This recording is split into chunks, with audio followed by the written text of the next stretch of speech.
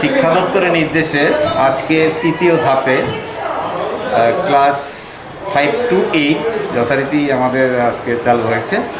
একদম COVID-19 guideline যেভাবে দেওয়া আছে এগুলি আমরা ফলো করছি। এমনিতেই আমাদের স্কুলে স্টুডেন্টের সংখ্যা বেশি। আজকে তো অনেক স্টুডেন্ট এসছে। আগামীকাল থেকে আমরা রোস্টার করে দেবো ক্লাস 6 to 9, ক্লাস 11 আর 10 এবং 12 আমাদের যথারীতি চলবে।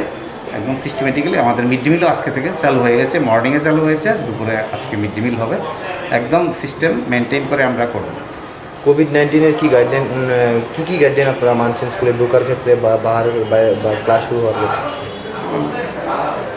গার্ডিয়ান কনসেন্ট, মাস্ক পরা, হ্যাঁ, খাওয়ার আগে এবং পরে হ্যান্ড ওয়াশ করা, তারপর আমাদের থার্মাল স্ক্যানিং করা, হ্যাঁ, ডিস্টেন্স মেনটেন করে করা। কিন্তু আমাদের আজকে তো প্রচুর স্টুডেন্ট এসছে, আমরা দেখি আমরা কতটুকু কীভাবে করতে পারি। আগামীকাল থেকে এটা পুরোটাই আমরা মানে স্ট্রেস করে দেবো, সবাইকে আমরা আনবো আগামীকাল থেকে।